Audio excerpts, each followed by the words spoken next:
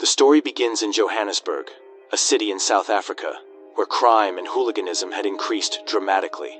More than 300 murders were taking place here every day. The air smelled of gunpowder, and the streets were filled with robbers, drug dealers, and weapons. Every attempt to stop these criminals had failed. But then, everything changed when the government of Johannesburg launched the world's first robotic police force, known as the Scouts. These AI robots, made of titanium metal, were not only intelligent, but also so powerful that bullets had no effect on them. They would fearlessly storm into criminal hideouts with their chests puffed out and kill the criminals without any trial. Within a few years, crime in the city dropped to its lowest point. Corruption was greatly reduced, and the robotic police force earned a good reputation in the hearts of the people. As fast as the crime rate fell, the name and fame of the company that created the robotic police, Tetraval, also skyrocketed. However, some people in the city were still afraid. Their biggest concern was, what if a criminal managed to hack the robotic police force? A robot in the wrong hands could destroy the entire city. But Michelle Bradley, the CEO of Tetraval, came up with a solution to ease the public's fear. She introduced the bulletproof guard key system. The guard key was a small USB-like device that was the only way to access the software and systems of the robots. Only with this guard key could the robots' programs be accessed or updated. This guard key was kept under top-secret security inside Tetraval's laboratory. Without it, no hacker could change the robot's code or control it with their own commands. The creator of the robotic police was Tetraval's most brilliant scientist, Dion Wilson, who had become famous around the world for his work. However, up to this point, the scout robots were just programmed soldiers. They blindly followed the commands written by humans. They couldn't think, and they couldn't ask questions. But Dion had a different dream. He wanted to create a robot that had its own mind, one that could ask questions, dream, feel emotions, and have fears. In other words, a living AI robot. Dion was working day and night to fulfill this dream. However, there was one employee at Tetraval who was completely against the idea of AI. His name was Vincent Moore. He was the lead weapons designer at Tetraval and also an ex-military soldier. Vincent believed robots should not have the ability to think or understand. They were made only to follow human orders, not to think. With that belief, Vincent built a giant war robot called Moose. Moose had no thinking or decision-making ability of its own. To control Moose, Vincent created an advanced neural transmitter device. This neural device looked like a helmet. When someone wore it, their brain connected directly to Moose. Whatever the person thought, Moose would do. But so far, the police had no need for Moose because the scout robots already in the city were enough to keep criminals in check.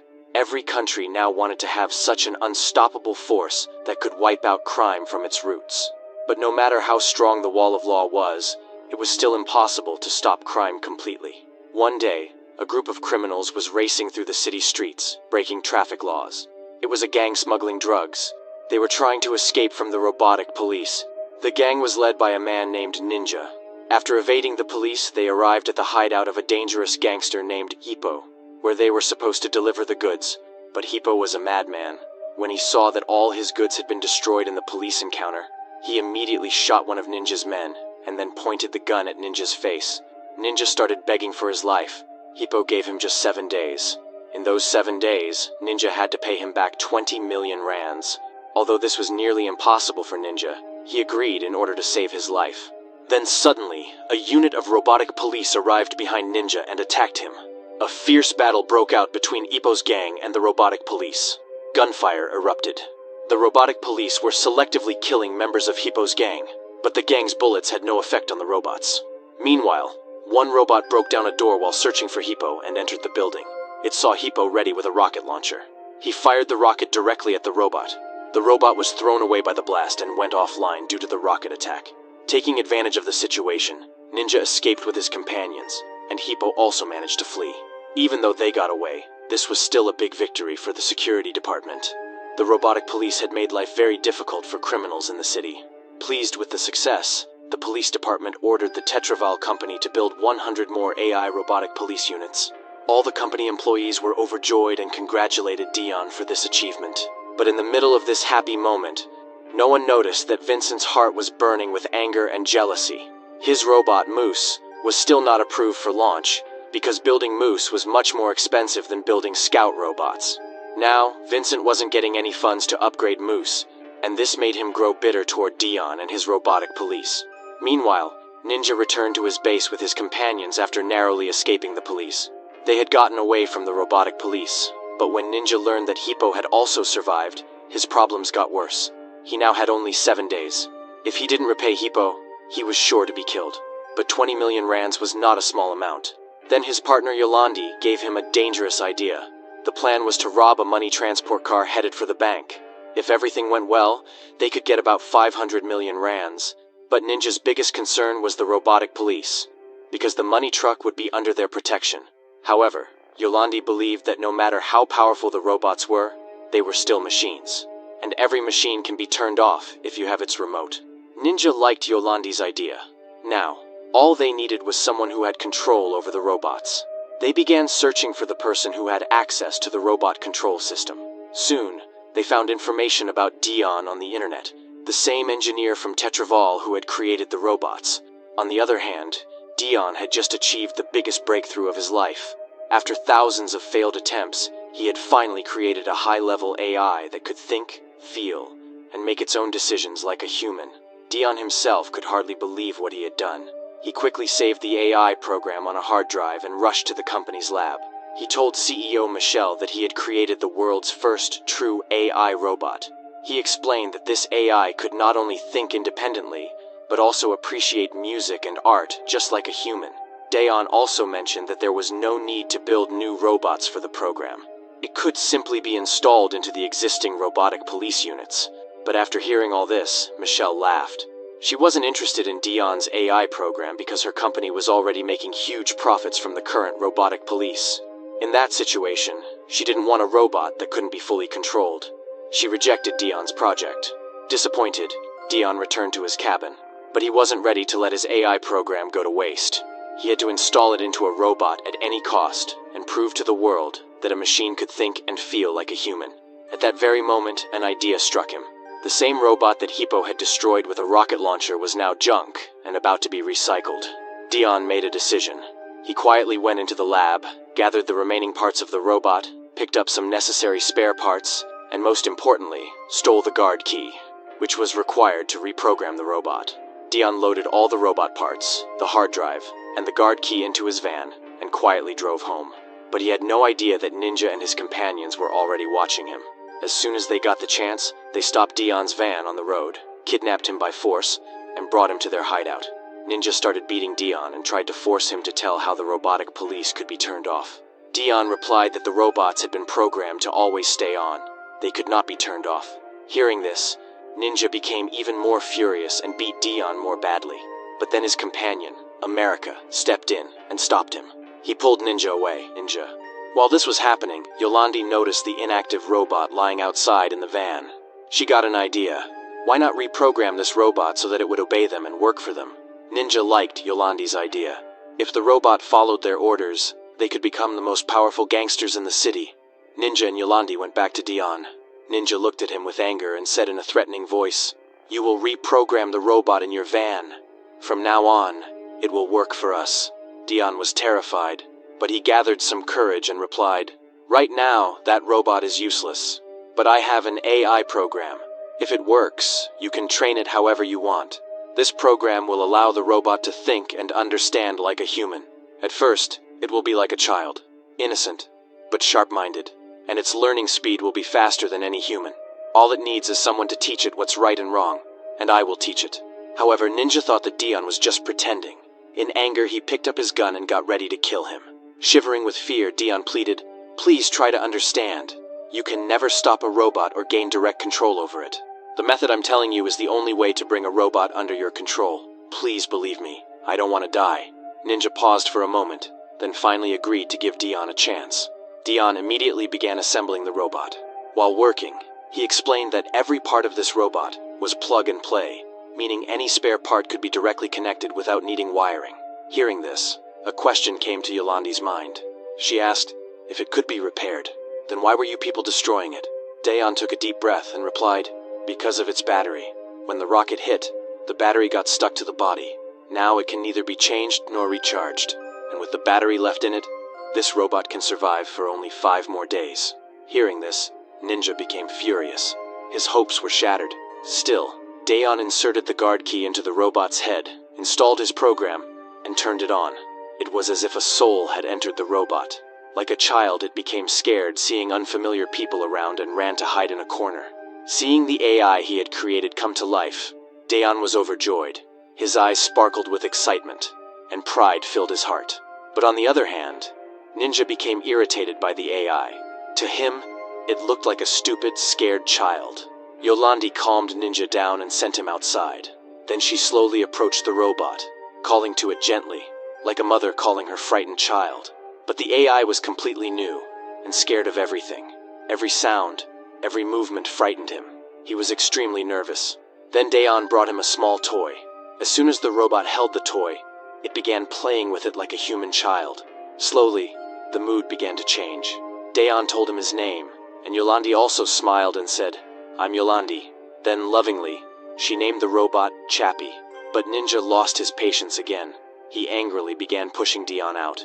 Trying to control himself, Dayon explained, "If you want Chappie to become perfect, you'll have to train him every day and teach him human behavior. Only then can he become a fully intelligent AI." But Ninja didn't listen. He didn't let Dayon stay even a moment longer, and threatened that if he was seen there again, he would be killed. Dayon ran away in fear. He didn't even get the chance to remove the guard key from Chappie. The next morning, Chappie came out with a spark of curiosity in his innocent eyes. At that time, Ninja and Yolandi were still sleeping. For Chappie, this house, the people, the walls, and the scattered items, everything felt like a new, mysterious world. He was trying to understand, feel, and accept it all with his young mind. Then suddenly, Ninja came to him and forcefully began teaching him how to fire a gun. Chappie now had only 4 days left to live. Ninja wanted to train him before that, so he could help with the robbery. But the innocent Chappie began trembling just from the sound of the bullet. His eyes showed fear and the confusion of not being able to understand. Yolandi came just then and stopped Ninja.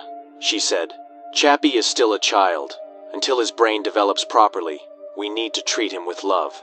Ninja stayed quiet for a few seconds, then walked away angrily, stamping his feet. Meanwhile, on the other side, funding for Vincent's war robot project had been stopped. He was furious with Dayon. Everywhere, people were praising Dayon's robotic police, and Vincent couldn't bear it anymore. He decided to destroy Dayon's robotic police, but for that, he needed the guard key. When he went to get it, he was shocked to see that the guard key was missing. At the same time, Dayon arrived at the office, clearly broken and stressed. Vincent immediately sensed the fear and restlessness in him. He suspected that Dayon had stolen the guard key and was up to something. Later, Dayon left with his van. Vincent quietly followed him. Dayon once again reached Ninja's hideout to meet Chappie. By that time, Yolandi and her partner America had molded Chappie in their own ways. Chappie now talked like a gangster and saw Yolandi as his mother. Dayon was shocked to see this new version of Chappie. He told Chappie, "I'm the one who created you." Dayon strictly told Chappie to stay away from crime and gangster life. He gave him a good storybook so that Chappie could learn positive things and grow up to do something big and noble in the future. After that, Dayon started teaching Chappie how to paint. During this time, Vincent saw Chappie with Dayon. He was stunned. He realized that the guard key was still inside Chappie. Vincent had to get the guard key at any cost. Without wasting time, he left Ninja's hideout. Meanwhile, Ninja returned. When he saw Chappie learning to paint, he became furious and fired a shot at Dayon. But Yolandi quickly stepped in and saved Dayon, pushing him out of there. Yolandi loved Chappie like her own child. She understood that Chappie had many abilities. It wasn't right to use him only for crime. But Ninja didn't understand this. All he could think about was saving his life from Hippo. Around this time, Ninja got news that in exactly 2 days, a truck full of money would be heading to the bank. He now had very little time. At any cost, he had to get Chappie ready for the robbery. To toughen Chappie up, he took him and left him among a group of drunk boys. Chappie's mind was still like a child's. He got scared. Those boys thought he was a robotic police officer and attacked him. They beat Chappie brutally and even threw a Molotov cocktail at him. The innocent Chappie somehow escaped and ran away. Terrified and injured, he ended up near the railway tracks, alone, surrounded by silence and the smell of burning metal. Meanwhile, on the other side, Vincent was also searching for Chappie to get the guard key. Using the tracker installed inside Chappie, Vincent and his companions found him and launched an attack. They tried to remove the guard key from Chappie. When Chappie resisted, they cut off his hand. After getting the key, they began destroying him completely. But somehow, Chappie managed to escape. He returned to Ninja's hideout in a broken and damaged condition. When Yolandi saw what had happened, she was heartbroken. She never imagined the outside world could be so cruel to Chappie. With America's help, she took care of Chappie and gave him a new hand. Now Chappie had realized how ruthless the world really is. If he wanted to survive, he had to become strong, smart, and intelligent. Because this world wasn't made for innocent beings, Ninja took full advantage of Chappie's helplessness. He started teaching him how to use a gun, but Chappie knew that guns are dangerous, and hurting people is a crime. Dion had programmed him to always stand against crime. However, Ninja and America were clever. They twisted Chappie's innocence into a game. They gave him knives and sharp weapons and told him lies, saying that when people are hit with these weapons, they don't die, they just fall asleep. Chappie, who was still just a child, believed them. Slowly, Ninja and America trained him and turned an innocent robot into a dangerous gangster. First, they taught Chappie how to hijack cars, and then they involved him in petty thefts. They made him believe that he wasn't stealing, but simply taking back Ninja's stolen belongings from bad people. But Chappie had enough understanding to know that stealing money being delivered to the bank was wrong. He refused to commit that crime, no matter what. This only made Ninja's problems worse. After some time, Ninja and America took Chappie to a gangster's hideout. They had gone there to exchange the cars stolen by Chappie for guns. At the same place, Chappie saw a dead dog. He didn't even know what death meant. Then Ninja came and told Chappie that he too would die in a few days, just like that dog, because Dion had placed him in a body whose battery would completely die soon. Hearing this, Chappie panicked. He didn't want to die. Taking advantage of Chappie's fear, Ninja told him that if he helped them steal the money, they would have so much cash that they could buy a new body for him, one in which he could live forever. Hearing this, Chappie changed his principles and agreed to help them in the robbery. Meanwhile, Dion came once again to meet Chappie. This time, he brought a gun with him, planning to rescue Chappie from Ninja. He tried to lure Chappie with a toy and asked him to come with him, but Chappie was no longer the same childlike robot. He now considered Ninja and Yolandi his family, and he had accepted a life of crime. Dion tried to explain to Chappie the difference between right and wrong. At the same time, Vincent secretly entered Tetraval's lab with the guard key. Now that he had it, he had only one goal in mind: to crash the city's robotic police force, so the government would be forced to use his war robot, Moose. Using the guard key, Vincent sabotaged all the robotic police units, and within minutes, hundreds of AI robots began shutting down one by one. Just then, while Chappie was talking to Dion, he suddenly got a shock and became completely inactive. Dion couldn't understand what had happened. Without wasting a second, he pointed the gun at Ninja, rescued Chappie, and took him away. Meanwhile, chaos broke out in the city. With all the robotic police shutting down, criminals became fearless once again. Riots, looting, and violence spread across the streets. Vincent was thrilled to see all this. He was now confident that the government would lose all faith in AI robots. Vincent began permanently deleting the programs of all the robotic police units so they could never be activated again. At the same time, Dion arrived at the lab with Chappie. Seeing him, Vincent quickly hid. Luckily, before Chappie's program could be deleted, Dion took control of the system and restarted Chappie. As they were leaving for a safe place, Chappie's eyes fell on a strange-looking helmet.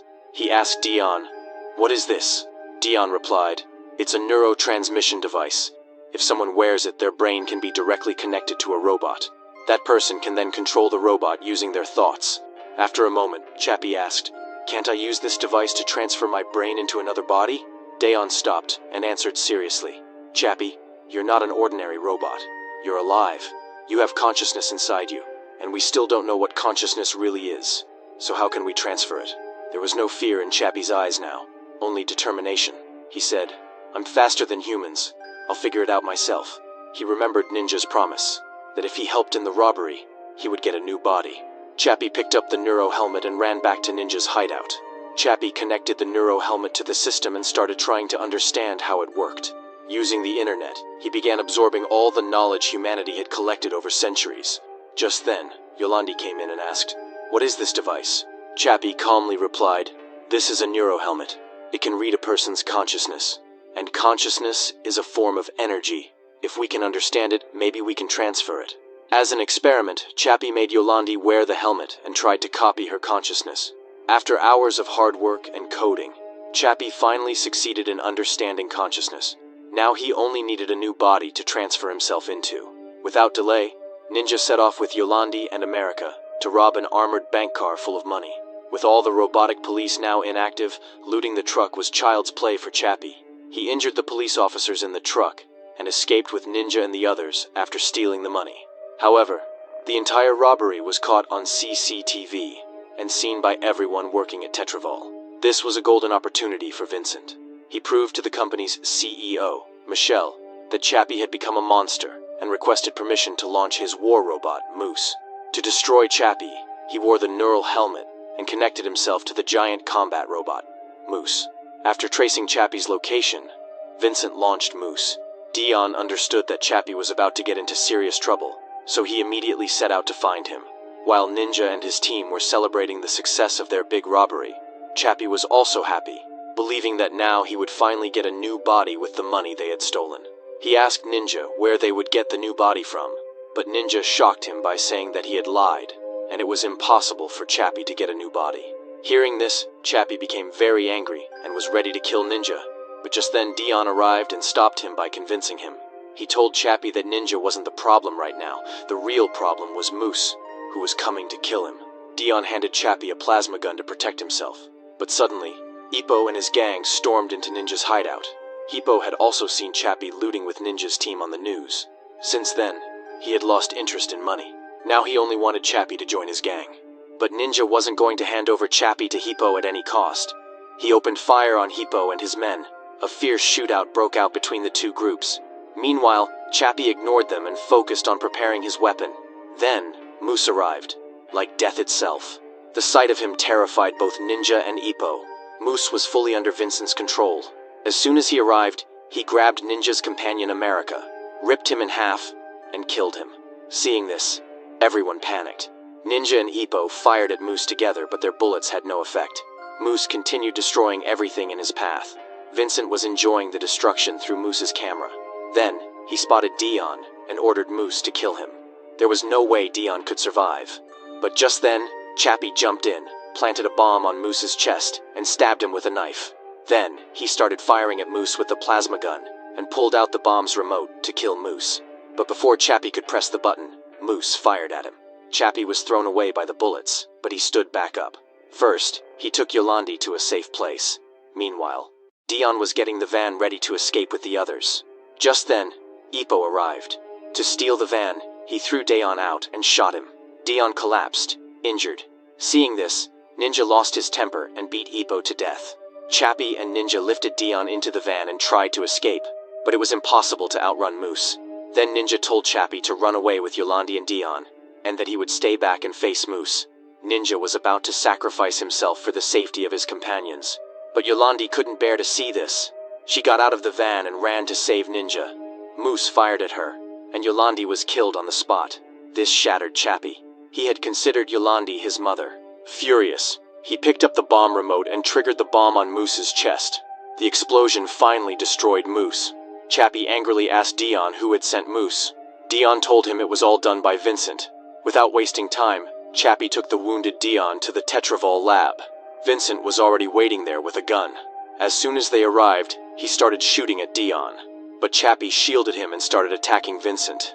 Even though Chappie was a robot, he had a heart full of compassion. He didn't kill Vincent, but forgave him, and turned to Dion. Chappie's battery was about to die. He had very little time left. But before dying, he wanted to do one last thing: save Dion. By now, Chappie had fully understood how consciousness works. He went to the lab, connected a blank robot body to the system, and placed a neurotransmitter helmet on Dion's head. Within seconds, Chappie transferred Dion's consciousness into the new robot body using the neuro device. Dion's human body collapsed, but his soul, his existence, came alive in a robot. Dion's eyes opened, but he was no longer human. He was now a robot. There was shock on his face. But Chappie's battery had reached its final stage. His system was slowing down. And just then, the police arrived outside the lab and started breaking the door. Dion, now a robot, didn't want to lose Chappie, but he was helpless. There was only one robotic body in the lab, which had already been used for Dion. There was no body left for Chappie.